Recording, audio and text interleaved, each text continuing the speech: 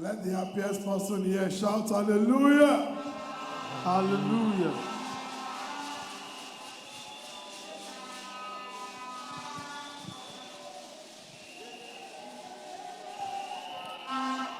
All right, let's. Amen. Amen. Amen. Let the star that is shining more and more shout hallelujah here. Hallelujah.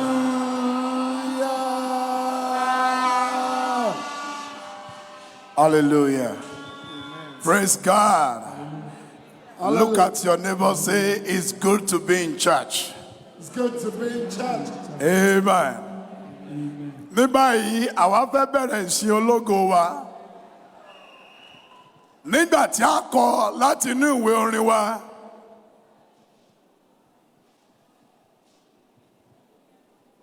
Hymn 212. Ọ̀gá akọrin. Sir. Over to you. Ẹ̀yin Olúwa lógo. Ògo. Ẹ̀yin lógo. Ògo. Ẹ̀yin lógo. Ògo. Ẹ̀yin. Ó ti tó, ó ti tó. Mẹ́ta ti tó. A fẹ́ kọ láti ní ìwé orin wa. Ẹ yọ̀ nínú Olúwa ẹ yọ̀. Tó bá ti mọ̀ pé o lè yọ̀ dálé yín lọ. La la La la. la la la la la. La la la la la la la la. Orí ẹ pé. La la la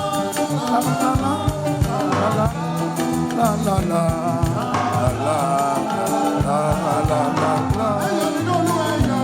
Ẹ yọ̀ nínú Olúwa ẹ yọ̀.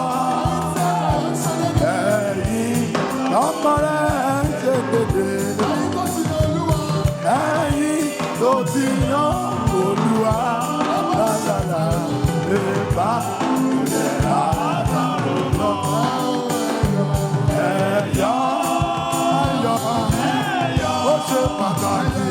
Ẹ̀yọ́ nínú Olúwa láàyè àti lọ́run pẹ̀lú.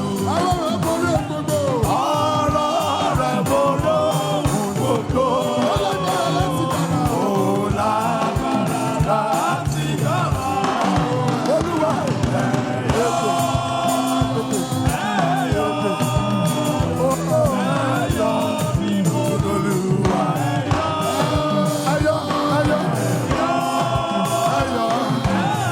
ó ṣe pàtàkì. Ẹ̀yọ́ nínú Olúwa. Ó ṣe kókó. Ẹ̀yọ́ ó ṣe pàtàkì. Ẹ̀yọ́ nínú Olúwa. Ẹ̀yọ́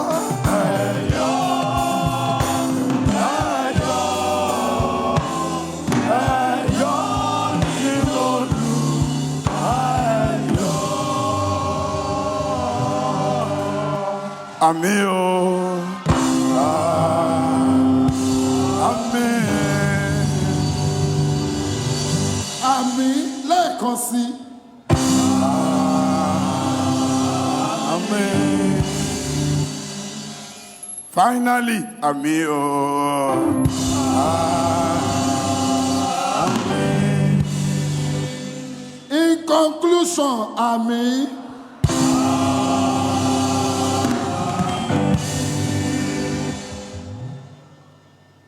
Sọ̀rọ̀ sókè, àmín o.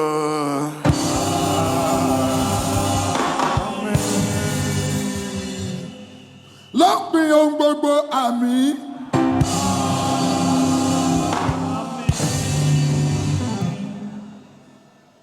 Full stop. Full stop. Full stop. Àmín o. Bus stop. Bus stop, Buddha. Well, no. Where is the bus stop? Where is the bus stop here? Where is the bus stop? Bus stop, Buddha. Dádì, èmi ni mo lé ìwé mi, èmi ló yẹ kí n sàmì. Èmi ni adarí ìjọ wa, mo jẹ́ ti gbà mọ́ ẹ lọ́wọ́, and that's all. Bíbélì ní kò obey àwọn tó wà nípò adarí. dáríjì wá, àmín.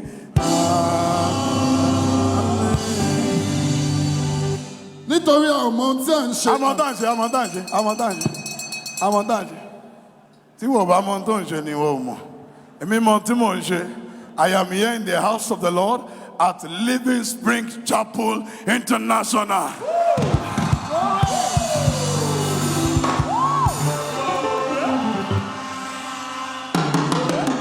I feel honored, humbled, and privileged to stand before God's people, and most especially and importantly, to stand before my father in the Lord and my mother in the Lord, Pastor Femi Emmanuel. That is celebrated.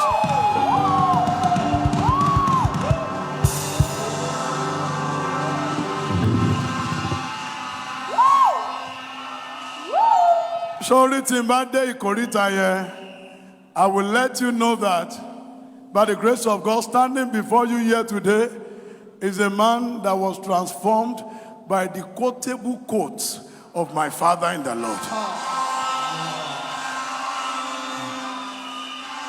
I will not forget that quote, because that was the quote that informed me of what I should do.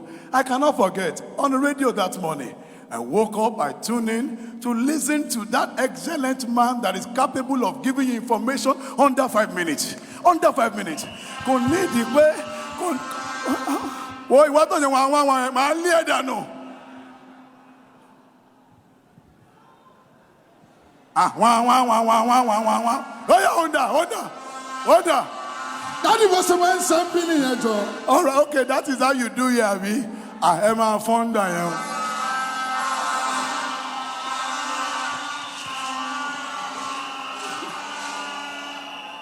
Hallelujah. Amen. Okay, the Bible says, in the presence of the Lord, there is fullness of joy.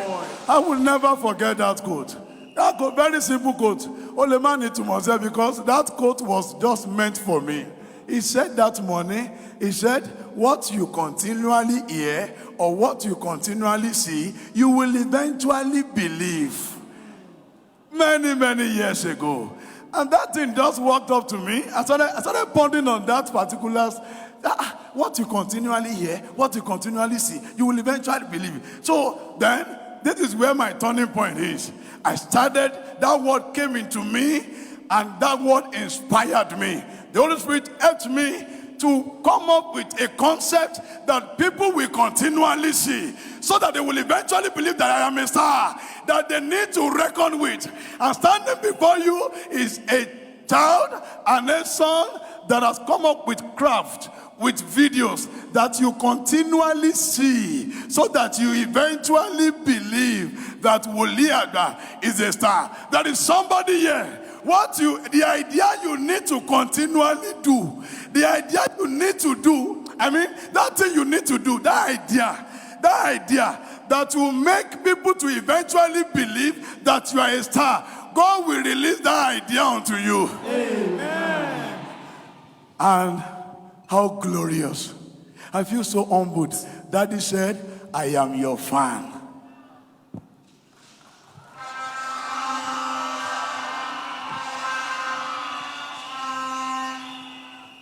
My daddy, Pastor Femi Emmanuel, abájọ tí mo fi pupa.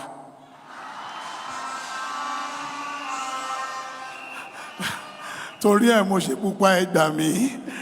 My father in the Lord, àbíṣe dúdú ń daddy ni. Pupa ni, oh God, photographer, come and take me and my daddy, please.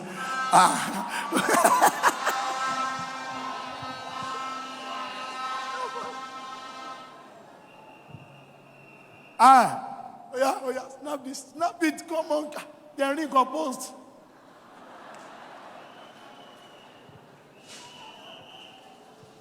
Thank you, Daddy. Thank you so much. Thank you. So glad to meet. Ajoragon, Mama posted. I eventually, correct. Hallelujah. Amen. All right, so God's people is going to be here. This is Dele. This is the.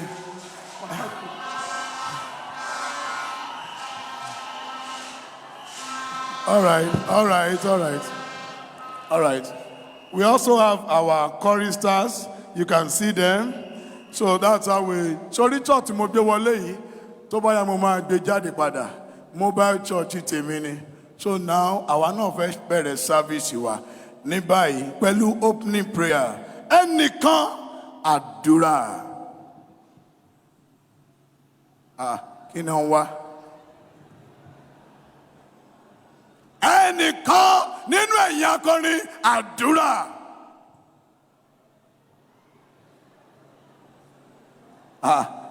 Èwo náà wá? Ẹnìkan àdúrà. Ṣé o tẹ̀ dá pẹ̀lú gbogbo yín ni? Daddy, àwọn 5 la wà ń bí ẹ̀kọ́ ní ẹnìkan àdúrà. Ta ni kò gbàdúrà? Kẹ́nìkan gbanú yín. Kéèyàn kò gbanú ẹ̀yin guys. Kí ló dé? Celine Dion ni wọ́n ni. Ẹ̀wọ̀n náà ká náà yín àṣẹ̀dá àrùn ta ló ń bá wí. Ṣé òun ẹ̀ dáadáa kó bọ́ sí gbàǹgbà? Akọ́dá ayé aṣẹ̀dá àrùn mo yàn kó wá pọ̀ àyàn ológo àwa ń kọ́ àwa ṣeré àyàn ológo. Àyàn ológo Olúwa gbọ́ pẹ́ wa. Àmín. Ọ̀rọ̀ tó jí kò bá bá àwọn ọ̀rọ̀. Orí ẹ pé. Ìjayà tí ń jẹ́yà láyà gàràrà. Bẹ́ẹ̀ ni ó kọjá sí Ronaldo. Daddy kì í tẹ́ ń ṣẹgbẹ́ The Rock. Ṣé tó ń ṣe fíìmù? Olúwa ju The Rock lọ o. Ọba mi tó lóyún ara ẹ̀ tó gbẹ̀bí ara ẹ̀ tó sọra ẹ̀ lórúkọ. Kábíyèsí. Ẹni tí à ń sọ yìí kò sọ̀rọ̀ sí ẹ̀ sínú ayé wọn. Ní ọjọ́ tí a bí olùgbàlà náà, ayé gbọ́ òun mọ̀. A fi lẹ́pọ̀ tí a pọ̀nà owó kan. Fi lẹ́pọ̀ tí ta ló bẹ̀rẹ̀ ta ló gbé. Ṣé mo bẹ̀rẹ̀ wọ́n lè gbà lẹ́nu? Ṣé wọ́n tún máa ń jẹ́ prayer gbà lẹ́nu èèyàn ni? Daddy, ó dé ìkórìtà kan ni mo ní kí n assist. Délé, warn yourself. Màálù ẹ̀ Living Spring Chapel, warn yourself. Skin dúdú, gbàdúrà fún wa. Ẹ ṣé Daddy. Kò tọ́pẹ́. Màsáìdà bò. Làkàbò. Àpáta ayérayé. Orí ẹ pé. Àpáta ayérayé. Àpáta ibi ìsáàdì wa. Àpáta. Èwo làpáta àpáta. Èwo làpáta àpáta. Ó ṣe fódù ọ̀nà sí. Ìwọ wá polówó wa wo. Ó wá pèrò sọ́kàn bí ni. Èwo làpáta àpáta. Ó ní nǹkan mi ti wá sọ ni. Ó já ronú mọ́ àpáta. Fódù ọ̀nà sí. O lè sọ pé ọba àwọn ọba, olúwa àwọn olúwa, ògbémọ níjà kẹrù o máa bo níjà, akọ́dá ayé, aṣẹ̀dá ọ̀run, bìnbìnìkì àwọn bí àtẹ ìlẹ̀pẹ̀, ọlọ́run arógun tó gùn mí, paríparí ọlá, paríparí ògo, òrò ọmọ lájò sọlẹ́dẹ̀ ọmọ, ó bẹ lájò, òrò ọmọ níjẹ́ sanwó iṣẹ́ fọmọ, ọlọ́run àgbàlagbà, ọlọ́run àgbà oyè, ọlọ́run àgbà ńlá ayé, ẹkùn àbíjà wàrà, ẹkùn tágìrì gbẹ́rẹ́ rẹ̀ níjà. Wọ́n pariwo àpáta. Goliath gbàdúrà fún wa. Ẹ ṣé gan Daddy. Kò tọ́pẹ́. Ọlọ́run bàbá, Ọlọ́run ọmọ, Ọlọ́run ẹ̀mí mọ́. Àpáta ìdìgbòlù. Àpáta ìdìgbòlù.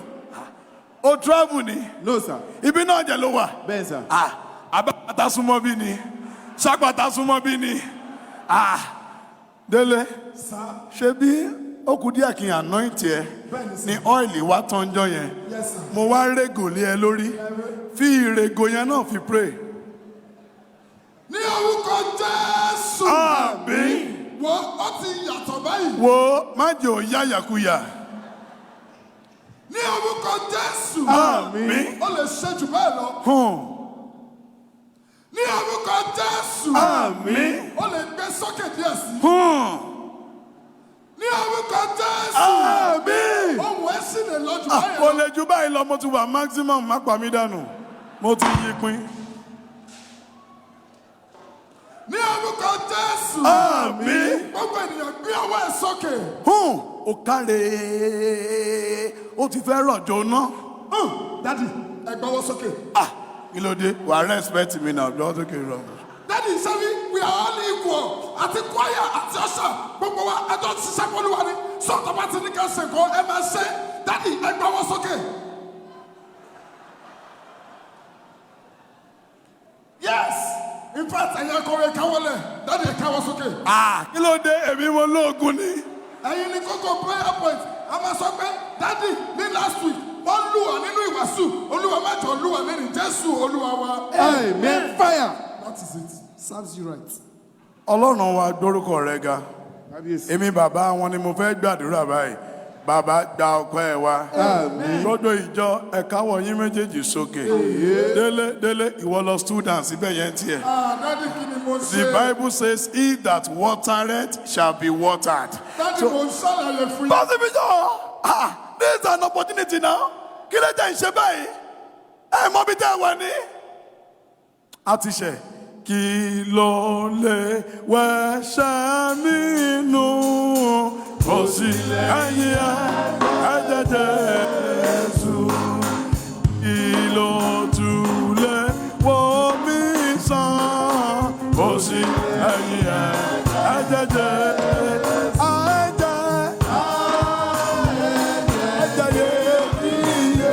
Olúwa tó mú mi mú mi slow dé kó wá sí sùn ìrànwọ́ bó sì lẹ́yìn Jésù.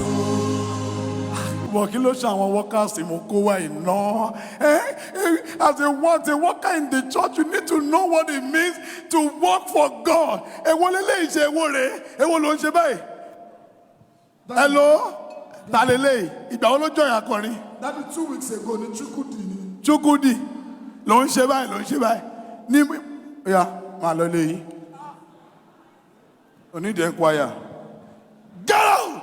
Daddy, ọmọ yín náà ni ẹ bá ṣàánú ẹ̀. Bá mi tẹ̀lé. Lọ máa ṣàánú ẹ̀ lọ́nà. À ń bọ́ ọmọ wípé ó ń ṣe báyìí, ó sọ pé get out ó kúrò mi. Ní discipline. As a worker in the church, what in discipline? A máa sọ pé ṣebí wọn kò fún ẹ lọ́wọ́, Ọlọ́run ló máa sọ fún ẹ. Wá ṣe lọ ń ṣe kíní. Èwo tún lélẹ́yìí? Èwo lélẹ́yìí? Ta lè èwo lọ kíní? What's the meaning of this?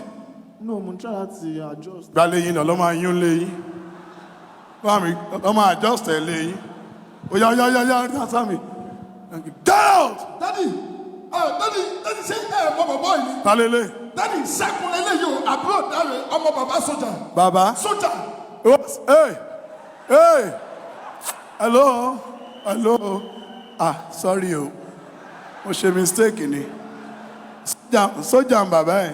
Bẹ́ẹ̀ni sà, Bàbá ẹ̀ ti lọ sójú ogun rí. láìmọye ìgbà sà. Bàbá ẹ̀ ti pààyàn rí. Wọ́n sì pààyàn láàárọ̀ yìí. Aṣọ ẹ̀dà. Gbà kan sí. Gbà kẹta. Daddy, ẹyọ kan ló máa wọ. Jẹ́ ọwọ́ mẹ́ta, ohùn ẹ̀ ti dùn jù. Ohùn ẹ̀ dùn láàrin àwọn akọrin ohùn ẹ̀ nìkan mo máa ń gbọ́. Ohùn ẹ̀ very good voice. Kí ló ń ṣe gbogbo? Kí ló tún ṣe? Èwo ló tún ṣe wọ̀ náà báyìí? Èwo ló ṣe? Pẹ́tẹ́lẹ́ mú mi ní àá. Pẹ́tẹ́lẹ́ mú ẹ láwọn. Máa lọ lé yín. Ó lè kọrin fólúwa pẹ̀lú. What's that? Ó gbọ́ pé àwọn bàbá wa gan wọn. Wá. Iṣẹ́ wo ń bàbá ẹ̀ ń ṣe? Tailor ni wọ́n sà. Igbó! Tailor, wọ́n disappoint ju kí ló dálẹ̀ lọ. Tailor! Bradley, wetin come dey sup like this? Kí ló ṣe ẹ́? No, mo try láti béèrè. Bá ń bọ́lẹ̀. Ní kí bàbá ẹ̀ wá pa mí mo wà ní Living Spring. Daddy, mi láìkí gbogbo nǹkan tẹ̀ ń ṣe yìí o. Àwọn ọmọ tájọ́ ṣe rìhásà gbogbo orin tá a fẹ́ kọ ní Living Spring. Ẹ ti lé wọn, ta ló fẹ́ máa kọrin fún wa? Àwọn olórin lọ́jọ́kọ̀ yìí gbogbo aláàbọ̀mọ̀rin kan cause orin kíkọ.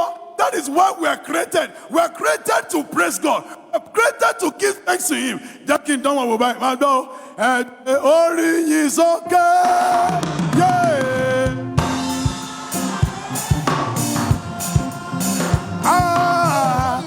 Orin ọgọ́ ọba náà. La.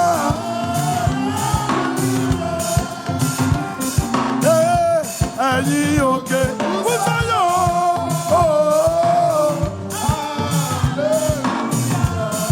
Oya sọ́lọ́run àsìbà. Hallelujah. Oya sọ pé it is a great thing to serve the Lord. It is a great thing to serve the Lord. It is a great thing to serve the Lord. Walking in the light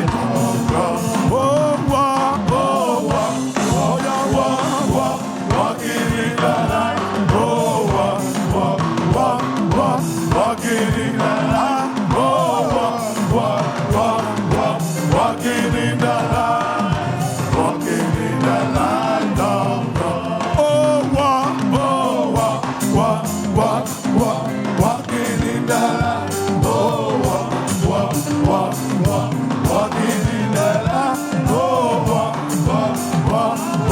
walking in the light. Walking. Okay, my door. Kábíyèsí o, Hosanna o, ẹ̀yin Jésù Kristi ọba ìlú. Kábíyèsí o, Hosanna o, ẹ̀yin Jésù Kristi ọba ìlú. Ẹgbẹ́ kan.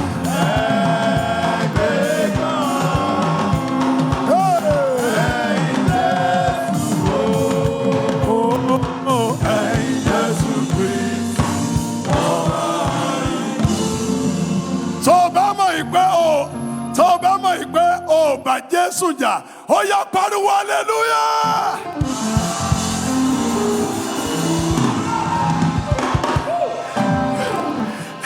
You see what I'm saying? Huh? Every living soul, you may please be seated. Hallelujah. Mo ti fẹ́ parí ìsinmi. Daddy, mo ní good news fún yín o. Kí ni good news yẹn? Daddy, bẹ́sẹ̀ pè mí pé a ti ń bọ̀ ní living faith. Bí mo ṣe ń kúrò lé. Ní Living Spring Chapel International. Bẹ́sẹ̀ pè mí pé a ti ń bọ̀ ní Living Spring Chapel. Daddy, ẹ mọ ọmọ baálẹ̀. Tani? Tó wà níbi junction ọ̀dọ̀ wa yẹn. Bàbá Ṣínà yẹn. Gòkè. Gòkè yẹ́. Ó ní baálẹ̀ ní kan fún yín ní lẹ́tà yìí. Pé ọdún eégún tó fẹ́ ṣe ní next month. Bẹ́ẹ̀ ni ẹ máa jẹ chairman. Ìkọ́mù ẹni ẹ gbà mí ògò mo jẹ́ lọ pé wọ́n tún wà òkè láàrin gbogbo àwọn tí mo lé wọ́n ń pè wòlíì sídìí ọdún eégún kí mo fẹ́ ṣe mẹ́. Kò wá dáàdi madam alùlù tẹ̀lé yín. Don't tell me that. Ó disappoint me now. Ó dín ní wòlíì sídìí ọdún eégún kí n jẹ chairman. Ẹ jẹ́ ìpè wọ́n. Ṣé eégún fẹ́ gbọ́ wàásù ni? Hello Gòkè, dáàdi ti ń sọ̀rọ̀ wọ́n lọ́wọ́ lè ṣe chairman kankan. Wọ́n ẹ wọ of God. I'm not the real of me more. I'm a child of God. Orí kí ni? Mi tí ì sọ fún wọn pé 20 million lọ́mọ fẹ́ tó bá jẹ chairman jọ. Kí ni dress code? Wọ́n ní kí ni dress code? Okay, blue and white. Okay, ni white yìí nu. Ibi white yẹn ni. Ẹ̀lọ́ ọ̀rẹ́ mi Gòkè. Mi mọ̀ pé 20 million wà ń bẹ̀. Màá bá yín ṣe. Àfi 20 million náà àfi kọ́lé fólúwa. Ẹ bá ń kíìpù ẹ̀. God bless you. Dáàdi torí owó. Kì í ṣe torí owó, ó mọ̀ pé owó lágbára gan. Nígbà tí dáàdì tó bí mi sáyé, ọkọjọ́ wípé wọ́n ń pè wá ní àfáàsúlẹ̀, wọ́n ń bá wa jà, ẹ lè máa jẹ́ àfáàsúlẹ̀, ẹ lè máa jẹ́ àfáàsúlẹ̀. Ṣùgbọ́n nígbà tí wọ́n jẹ owó ilé, táwa bá wọn san owó ilé wọn, fúnra wọn náwó wà wọ́n jẹ́ kó wá ní. Ẹ̀yin àfáàsúlẹ̀, ẹ ṣé mo dúpẹ́ o. Délé wàásù. Èmi ló yẹ kí n preach, but ìwọ preach. Ẹ̀mí mímọ́ níbo ni kí n ti bẹ̀rẹ̀ lẹ́níwẹ̀.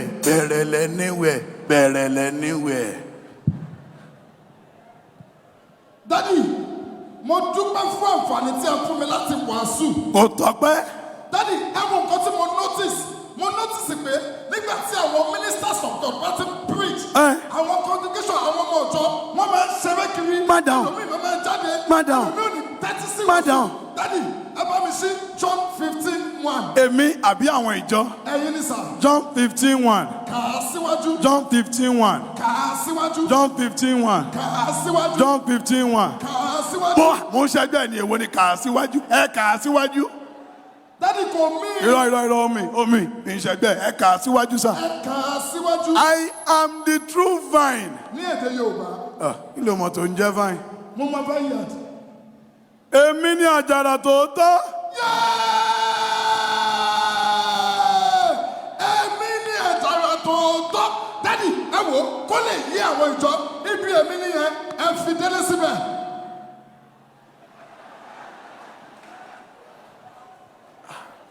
Ẹ gbà mí. Délé síbo. Ibi èmi ni.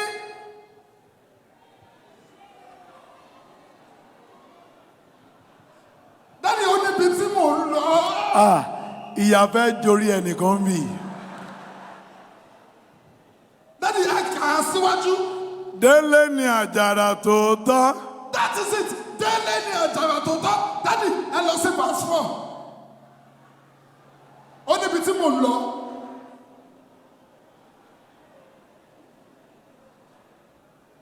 Come.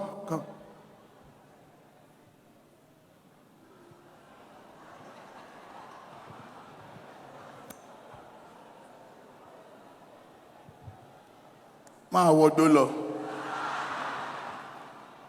Torí ẹni tó bá wà ní right senses ẹ ò ní máa sọ pé ò ní. Nígbà tí èmi tán fi síbẹ̀, come here, èmi tán sí síbẹ̀, ṣíwò, èmi yẹn wọ́n kọ́ in capital letters. So mean pé èmi tí ò ṣe replace ni. There is nothing you can replace or add to in the word of God. Èmi tán sọ nípa ẹ̀, èmi nìyẹn, Jésù ní àjàrà tòótọ́. Kò dẹ̀ ṣe change. Ọlọ́run ni olùṣọ́gbà. Gbogbo àwa tá à ń wò yìí, àwa ni ẹ̀ka nínú rẹ̀ tí ó bá jẹ́ èso. À ń ṣe kí ni? À bẹ́ dànù. Ṣé wọ́n ń so èso bó ṣe jókòó sílé Olúwa yìí? Ṣé ń so èso? Àbí bùkátà ló bẹ́? A lot of you, all you want to do now is to make ends meet. You don't even get to serve God anymore. Ṣé ẹ̀ka tó jẹ́? So is your life preaching Christ? Because people no longer want to have time to go to their Bible, but they want to see you, that you call yourself Christians. They want to see Christ in you. Are they seeing Christ in you, or they are seeing crisis? Are you confusing people about who Jesus is? Because you tell them that you are a child of God.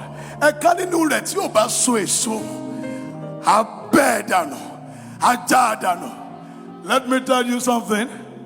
And one good thing that we need to remember is that a time is coming, it's going to be your next to go down. No matter how sweet you are, no matter how fantastic you are. I look at myself every day. I stand before the mirror. I tell myself, one day, boy, all of these things will go down. Àti àwọn ẹ̀ka àti àwọn èso ẹ ṣé o so èso fún Kristi àbí o so èso torí ẹ̀ka nínú rẹ̀ tí o bá ti so èso abẹ́ dànù. I remember many years ago when we were growing up, you get into taxis and buses, you see children of God stand up among the passengers wanting to preach the gospel. But nísìnyí àfi ká máa rán driver létí. Ọjọ́ ni màá ti sọ àkínlé wàásù mọ́. You don't see us moving around like before. Okay, maybe because of technology. But are you using that to sow a sow? Are you using every means within your reach to sow a sow? Because ẹ̀ka nínú rẹ̀ tí ò bá ti sow a sow, àṣekínni àbẹ́ dànù. Olúwa ò ní bẹ́ẹ̀ dànù. Olúwa ò ní bẹ́ẹ̀ dànù. Thank you so much. I'm grateful.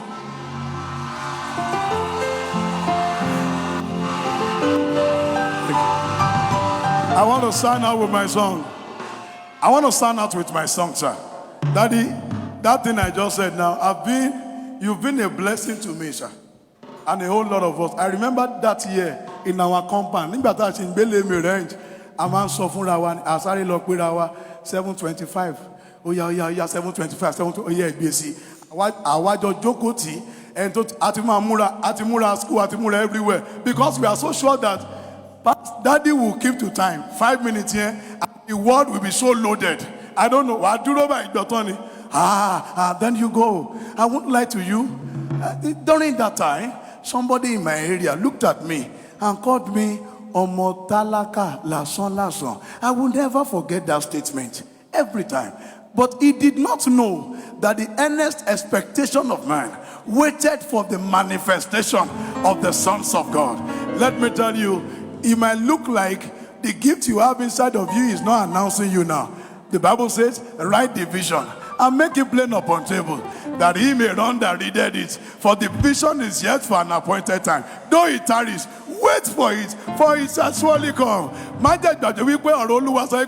Kí ó nínú ọ̀rọ̀ mi kì yóò lọ láláìṣẹ. Jẹ́ kí n wá parí ẹ̀ síbi wípé that gift you have inside of you, ìwọ kọ́ ló fi síbẹ̀. A business God is the one that put it inside of you. So because nígbà tó rẹ́ni tó lo 5 talents, tó fi get 5 more talents, inú ẹ̀ dùn sí. And tó lo 2, tó fi get 2 more, inú ẹ̀ dùn sí. So that means that gift you have inside of you is there for you to be fruitful. Tí ẹni wípé má sáré kọjá orí, ṣáà máa bá lọ, máa bá lọ, máa bá lọ. It will come. Though it tarries, wait for it. You know what God did for me that I will never forget? In that same area, I want to pray for somebody here. In that same area, our landlady said, please go out. I want to sell this house. About that time, Daddy, God just made a way that we were able to go and meet the landlady. Because the only asset and properties my father left for me when he was dying was Jesus. Is Jesus. And he said, Ema fi Jesu leo, elima kawe mi o, elima kale, mo le ma nile, but mo fun yin Jesu. Jesus will take you to everywhere I can't take you to in life. And I stand before you that Jesus has taken me beyond places that even my parents marvel and say, Ayo, how did you come about all of these things? What God did for me is very simple. When the landlady said, pack out, we just went to her, landlady, one of your tenants, how much do you want to sell your house? When he told us the amount, we bought the house. As if that was not enough, I was now standing at landlord meeting opposite the man that said, Omotalaka lason lason.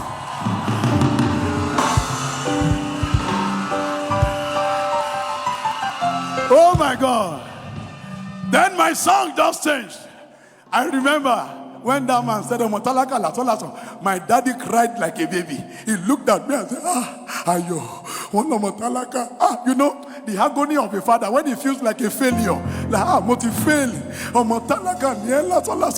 I remember I went inside my room that day. That was the day God gave me this song that all of you know. People did not believe I wrote that song. I wrote the song in the far corner of my room because I was in tears. Then the song came. I just wrote it down. Olúwa mi yóò dìde nínú ògo rẹ̀. Amúnú mi dùn. Ayé gbà mí padà sílẹ̀ kíákíá. Àwọ̀ mi lẹ́wù abọ́ aṣọ ẹ̀kọ́ kúrò. Olúwa mi yóò dìde nítorí èmi.